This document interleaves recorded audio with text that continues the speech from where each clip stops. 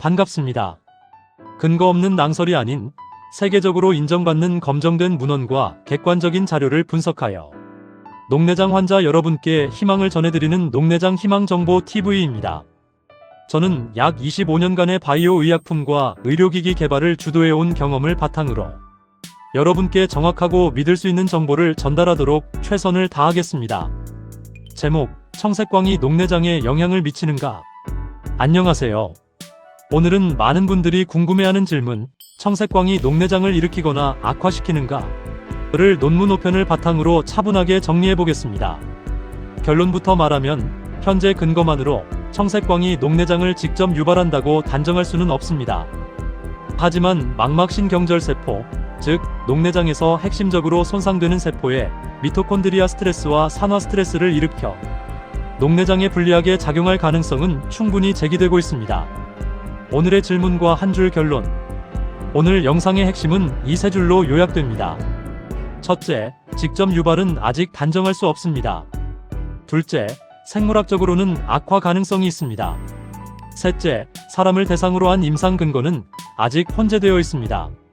즉, 실험실과 동물 연구에서는 꽤 설득력 있는 메커니즘이 보이지만 실제 환자에서 그 효과가 얼마나 크고 임상적으로 중요한지는 아직 더 연구가 필요합니다. 왜 녹내장에서 RGC와 미토콘드리아가 중요한가? 녹내장을 이해하려면 먼저 망막신경절세포, RGC를 봐야 합니다. 이 세포는 시각 정보를 시신경으로 보내는 핵심 세포이고 녹내장에서는 결국 이 세포가 손상되고 사라집니다. 문제는 RGC가 에너지를 많이 쓰기 때문에 미토콘드리아 기능에 매우 의존적이라는 점입니다. 한 리뷰 논문은 특히 청색광, 대략 400에서 480나노미터의 빛이 RGC의 미토콘드리아에서 ATP 생산을 떨어뜨리고 ROS, 즉 활성산소를 늘릴 수 있다고 설명합니다. 반대로 적색광은 미토콘드리아 기능을 돕는 방향으로 작용할 가능성이 있다고 제안합니다. 세포, 동물 연구가 보여준 손상 메커니즘. 이제 가장 직접적인 기존 연구를 보겠습니다. 한 등의 연구에서는 450나노미터 청색광이 세포와 G 모델에서 망막신경절세포 손상을 일으켰습니다. 구체적으로는 미토콘드리아가 잘게 쪼개지는 과도한 분열이 일어났고 이 과정에서 DRP1은 증가하고 MFN2는 감소했습니다. 이어서 NF, KB와 NOx 축이 활성화되면서 활성산소가 더 늘고 결국 세포 사멸로 이어졌습니다. 중요한 점은 이 연구가 녹내장 환자를 직접 추적한 연구는 아니라는 것입니다. 하지만 녹내장의 중심 병리인 RGC 손상과 매우 닮은 메커니즘을 보여주기 때문에 청색광이 적어도 취약한 시신경 환경에서는 악화 요인일 수 있다는 생물학적 근거를 제공합니다. 일반 망막 광독성 연구는 무엇을 보여주나? 다른 동물 연구도 보겠습니다. 자단 등의 연구에서는 상용 LED와 청색 성분이 강한 빛에 노출된 쥐에서 산화 스트레스와 망막 손상이 확인되었습니다.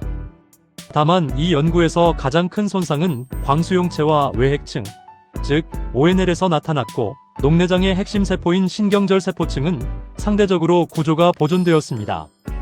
그래서 이 논문은 청색광이 녹내장을 만든다는 직접 증거라기보다 청색광이 망막에 독성을 줄 수 있다는 더 넓은 의미의 광독성 연구로 보는 것이 정확합니다.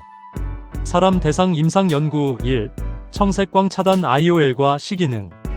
그렇다면 실제 환자에서는 어떨까요? 녹내장과 백내장이 함께 있는 환자를 대상으로 한 전행적 무작위 비교 연구에서는 백내장 수술 후 청색광 차단 인공수정체, 즉 BF-IOL을 넣은 군과 일반 자외선 차단 인공수정체 군을 비교했습니다. 결과는 두 군 모두 수술 후 대비감도가 좋아졌지만 서로 유의한 차이는 없었습니다. 다시 말해, 이 연구만 놓고 보면 청색광 차단 렌즈가 녹내장 환자의 시기능을 특별히 더 좋게 만든다고 보기는 어렵습니다. 사람 대상 임상 연구 2. 청색광 차단 IOL과 녹내장 발생 진행. 조금 더 큰 규모의 연구도 있습니다. 헥트 등의 후양적 코호트 연구는 11,028안을 분석했는데 청색광 차단 IOL을 사용한 군에서 새로운 녹내장 발생 위험이 더 낮게 나타났습니다. 하지만 중요한 단서가 있습니다.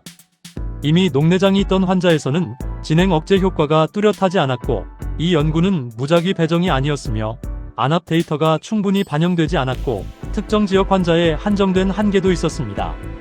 따라서 이 결과는 흥미롭지만 아직은 확정적 임상 결론이라기보다 가설을 지지하는 관찰 결과로 보는 편이 안전합니다. 최종 정리, 시청자 행동 가이드.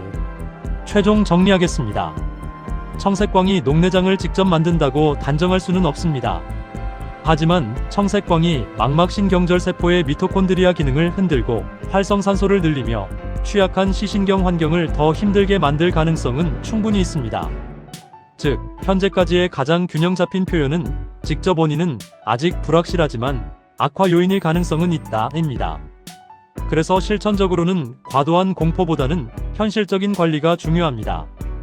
밤에 너무 강한 청색광 노출을 줄이고 눈부심을 관리하고 특히 녹내장 환자라면 청색광 차단 렌즈나 생활 습관에 대해 주치의와 상의하는 것이 좋습니다.